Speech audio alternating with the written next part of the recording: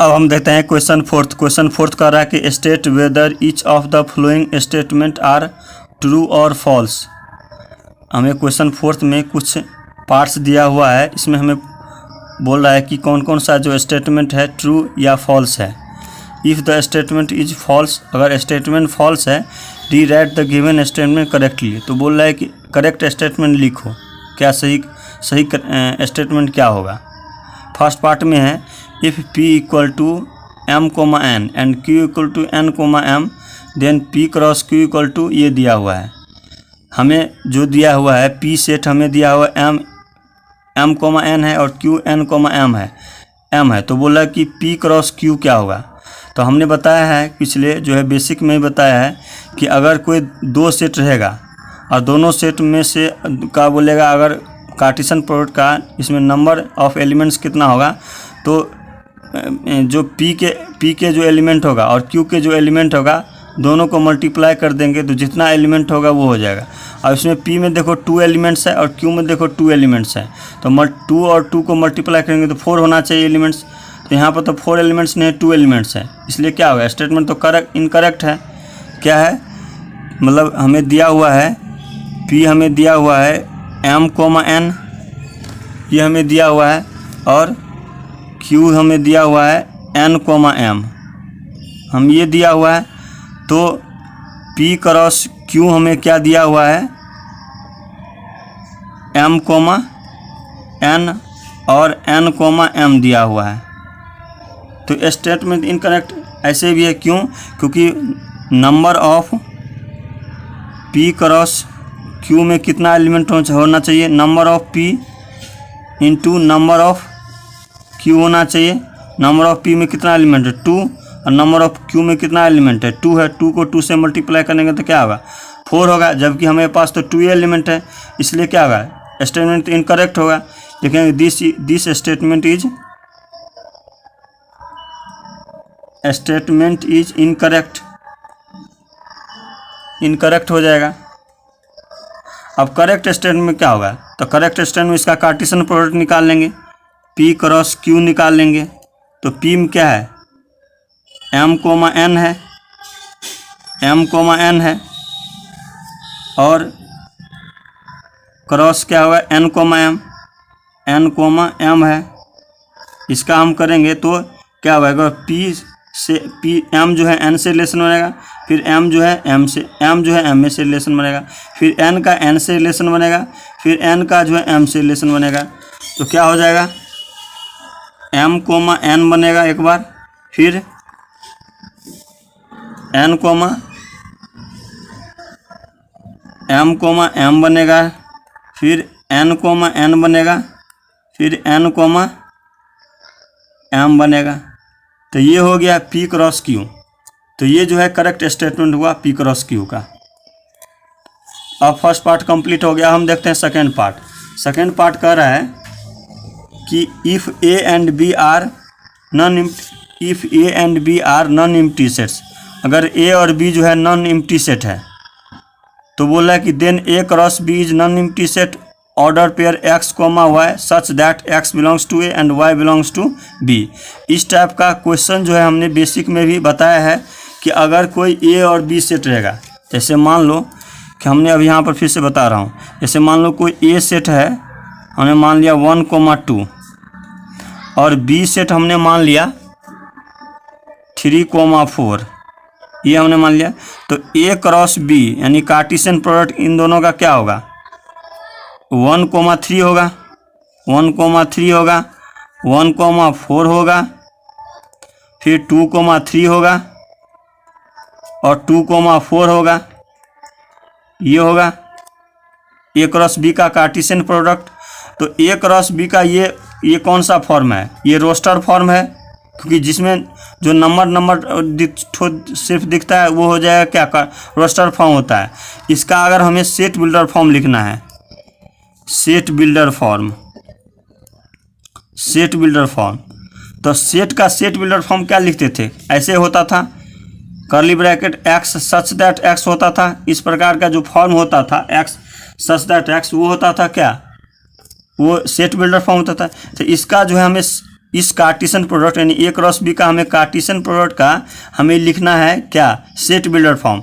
तो हम कैसे लिखेंगे, लिखेंगे ए क्रॉस बी बराबर ये जो है, ये पहला वाला जो टर्म है, ये पहला वाला जो टर्म है, ये पहला वाला जो किससे आया, ए सेट से आया है, तो इसको हम एक्स मान लेते हैं, जितने भी है वो एक्स मान लेंगे।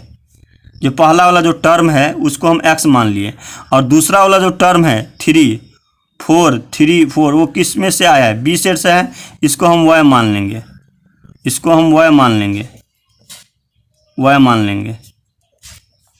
यानी एक्स जो है, एक्स जो टर्म आया है माने हैं वो ए से आया है, और जितने भी वाई है टर्म वो जो है बी से आया है, बी सेट से आया है। तो जो पहला वाला जो टर्म है वो ए से आया है, दूसरा वाला जो टर्म है सेकेंड टर्म यानी वाई वो बी सेट से आया है। तो इसको हम लिखेंगे अगर हम सेट बिल्डर फॉर्म में तो क्या लिखेंगे, इस तरह से हम इसको लिखते थे सेट को सेट बिल्डर फॉर्म में, यानी सेट में जो हम पढ़ा रहे थे उस समय में, उसमें पढ़ा रहे थे उसमें हम सेट किसी भी सेट को सेट बिल्डर फॉर्म में कैसे बता रहे थे, एक्स सच दैट एक्स। इस तरह से इसको अगर कार्टेशियन प्रोडक्ट को अगर हमें लिखना है सेट बिल्डर फॉर्म में तो ये इसको एक्स माने, इसको वाई माने हैं, और तो हम क्या लिखेंगे यहाँ पर X comma Y is such that, लिखेंगे एक्स बिलोंग्स टू ए, यानी एक्स जो है किस में से आया है, ये जितने भी एक्स जो टर्म है एलिमेंट है वो किस में से आया है, ए सेट से आया है, तो एक्स बिलोंग्स टू ए लिख देंगे। और जितने भी वाई है वो किससे आया है, बी सेट से आया, तो लिखेंगे हम वाई बिलोंग्स टू बी, यानी एक्स ए से आया है और वाई जो है बी से आया है, और ए और बी जो है वो कभी फाई नहीं होगा। इसका मतलब क्या हुआ, यानी ए और बी क्यों नहीं फाई होगा, अगर ए और बी में कोई अगर फाई हो गया, जैसे मान लो ए जो है मान लिया 1,2 मान लिया ये है, और बी हो गया मान लो फाई है, तो फाई का मतलब क्या होता है, खाली सेट। फाई का मतलब क्या होता है, खाली सेट। तो इसका अगर हम रिलेशन निकालेंगे, ए क्रॉस बी निकालेंगे, तो इसका अगर हम प्रोडक्ट निकालेंगे क्रॉस प्रोडक्ट, तो ए को यानी इसके एलिमेंट को इससे हम रिलेशन बनाएंगे, तो 1 को अब खाली सेट, इसमें कुछ एलिमेंट है ही नहीं तो रिलेशन तो बना ही नहीं। जब कोई रिलेशन बना ही नहीं तो इसका मतलब क्या हुआ, ए क्रॉस बी फाई आया, इसमें कोई एलिमेंट ही नहीं, कुछ एलिमेंट रहता तभी ये ए सेट के जो भी एलिमेंट है उससे रिलेशन बनता। अब कोई इसमें एलिमेंट ही नहीं है, जब एलिमेंट ही नहीं है तो कोई रिलेशन ही नहीं बनेगा, खाली है। जब कोई रिलेशन ही नहीं बना तो क्या हुआ, फाई आया, ए क्रॉस बी का आया फाई आया, मतलब क्या हुआ, खाली आया। इसलिए लिखते हैं कि ए क्रॉस बी जो है, ए क्रॉस बी कभी फाई नहीं होना चाहिए, नहीं ए होना चाहिए नहीं बी होना चाहिए, दोनों खाली सेट नहीं होना चाहिए, यानी इसमें कुछ न कुछ ए और बी में कुछ न कुछ एलिमेंट होना चाहिए, ये होता है इसका मतलब। तो कुछ न कुछ जो है, तो यही क्वेश्चन है इसमें दिया हुआ है कि if A and B are non empty set, non empty मतलब क्या होता है, कुछ न कुछ एलिमेंट होना चाहिए। If A and B are non empty set यानी कुछ न कुछ एलिमेंट है, then A cross B is non empty set, तब A cross B non empty set होगा, क्योंकि ए और बी अगर फाई हो गया तो कुछ रिलेशन नहीं बनेगा। तो ए क्रॉस बी का कुछ न कुछ एलिमेंट आएगा, कुछ न कुछ एलिमेंट आएगा, तो ऑर्डर पेयर एक्स वाई, ये ऑर्डर पेयर एक्स वाई बनेगा। देखो यहाँ पर ऑर्डर पेयर एक्स वाई बना है, हाँ, सच दैट एक्स जो है ए में बिलोंग करेगा, एक्स ए में बिलोंग करेगा, वाई बी में बिलोंग करेगा। तो दोनों क्या हुआ, ये जो स्टेटमेंट है तो करेक्ट है, इसलिए लिखेंगे सेकेंड में लिखेंगे, फर्स्ट में तो जो है स्टेटमेंट इनकरेक्ट था तो इनकरेक्ट हो गया, स्टेटमेंट हमने लिख दिया, और सेकेंड में क्या हो गया, करेक्ट हो गया, तो स्टेटमेंट करेक्ट हो गया, लिखेंगे स्टेटमेंट करेक्ट है। अब थर्ड क्या है, थर्ड में देखो यहाँ पर ए इक्वल टू है 1,2 है और बी इक्वल टू 3,4 है, तो देन बोल रहा है कि A cross B intersection phi equal to phi होगा, यानी हमें ए और बी सेट हमें दिया हुआ है, तो हमें ये जो स्टेटमेंट दिया है बोला है कि ये जो स्टेटमेंट है ये करेक्ट है कि नहीं। तो हम देखते हैं, इसको हम RHS देखते हैं, थर्ड का हम RHS देखते हैं। RHS क्या है, अगर RHS अगर हमें इसको कैलकुलेट करके फाई आ गया तो करेक्ट स्टेटमेंट तो करेक्ट है। क्या लिखा है, ए क्रॉस बी इंटरसेक्शन फाई है। अब देखो यहाँ पर बी इंटरसेक्शन फाई है, तो कोई भी सेट रहेगा उसका इंटरसेक्शन करेंगे फाई के साथ, यानी कोई भी बी सेट कुछ भी मान लो, बी सेट यहाँ है 3 4 है, यहाँ तो 3 4 रख लो, 3 4 रख लो, और उसका इंटरसेक्शन करेंगे हम फाई के साथ। फाई मतलब क्या हुआ, खाली सेट। खाली के साथ सेट का साथ हम इंटरसेक्शन करेंगे इसको, तो क्या होगा, सेट फाई होगा। क्यों? क्योंकि जब इसमें कुछ एलिमेंट है ही नहीं, इसमें 3,4 है, इसमें कुछ एलिमेंट है ही नहीं, तो दोनों में तो कॉमन एलिमेंट तो कुछ हुआ ही नहीं। यहाँ पर 3,4 होता तब यहाँ पर 3,4 कॉमन एलिमेंट होता, लेकिन कुछ इसमें एलिमेंट है ही नहीं। जब कुछ इसमें एलिमेंट है ही नहीं तो क्या होगा, बी इंटरसेक्शन फाई क्या होगा, फाई होगा। यानी हम ए क्रॉस बी इंटरसेक्शन फाई क्या आया, फाई आया, तो हम फाई लिख देंगे। अब कोई भी अभी हम बताए हैं कोई भी सेट रहेगा और उसका अगर हम फाई के साथ हम क्रॉस करेंगे, तो यानी ए कुछ है, मान लो ए है यही 1,2 है, 1,2 है, इसका हम करेंगे फाई के साथ। फाई मतलब क्या, खाली सेट, ये क्रॉस करेंगे तो इससे अगर हम रिलेशन बनाएंगे तो कुछ एलिमेंट है ही नहीं। जब कुछ एलिमेंट है ही नहीं तो रिलेशन तो बनेगा ही नहीं। जब कुछ रिलेशन बना ही नहीं तो ए क्रॉस फाई क्या आया, फाई आएगा, क्योंकि कुछ एलिमेंट है ही नहीं। अगर कुछ एलिमेंट होता तो इसका रिलेशन बनता कुछ न कुछ एलिमेंट के साथ। जब कुछ एलिमेंट है ही नहीं यानी खाली है, तो कुछ खाली एलिमेंट के साथ कोई भी सेट ए में कोई भी एलिमेंट रहेगा तो उसका कोई रिलेशन तो बनेगा नहीं। तो इसका क्या मतलब हुआ, ए क्रॉस फाई क्या हुआ, फाई आया, तो ए क्रॉस क्या हुआ, फाई आया। हमें यही दिखाना, यही हमें देखना था कि अगर इसको ला के अगर आते ये फाई आ गया यानी हमें LHS के बराबर आ गया, तो ये तो हो सही है इसका मतलब। तो इसका मतलब क्या हुआ, थर्ड जो स्टेटमेंट है ये सही है, लिखेंगे दिस स्टेटमेंट इज करेक्ट,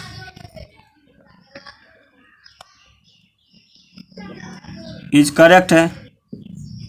तो इस तरह से हमारा क्वेश्चन 4 कंप्लीट हो गया। अब हम देखते हैं क्वेश्चन 5। क्वेश्चन 5 कह रहा है कि हमें सेट ए दिया हुआ है, तो बोला है कि ए क्रॉस ए निकालो। हम ये बोला ए सेट हमें दिया हुआ है। तो इस टाइप का क्वेश्चन हमने बेसिक में अच्छे से बताया है। तब पर भी यहाँ पर क्या है, ठीक से देखो, यहाँ पर अच्छे से मैं बता रहा हूँ। तो मान लीजिए ए सेट हमें दिया हुआ है, हमें ए सेट दिया हुआ है -1,1 हमें दिया हुआ है। तो हम ए क्रॉस ए हमें फाइंड करना है। तो सबसे पहले क्या करते हैं, हम ए क्रॉस ए निकाल लेते हैं। तो ए क्रॉस ए क्या होगा, ये वाला सेट दो बार लिख दो, -1,1 क्रॉस -1,1। तो इसका कैसे हम करेंगे, इसका जो है सेट ए के सारे एलिमेंट को इस सेट मतलब सेट ए के इससे हम क्या करेंगे, रिलेशन बनाएंगे। फिर एक बार इससे रिलेशन बनाएंगे, फिर ठीक उसी तरह से इसको हम एक बार इससे रिलेशन बनाएंगे, ठीक इसको इससे रिलेशन बनाएंगे। तो ए क्रॉस ए क्या हो जाएगा, -1,-1 -1,-1, फिर -1,1 -1,1, फिर 1, -1 1, फिर 1,1 तो ये हो गया। ये जो हुआ ये ए क्रॉस, हमें ए क्रॉस ए आया है, यानी कार्टेशियन प्रोडक्ट ए क्रॉस ए का हमें ये आया है। अब हमें ए क्रॉस ए निकालना है, यानी हमें ए क्रॉस ए निकालना है। तो हमें ए क्रॉस ए जो आया है ये आया है, तो ये लिख डालो -1, -1, -1,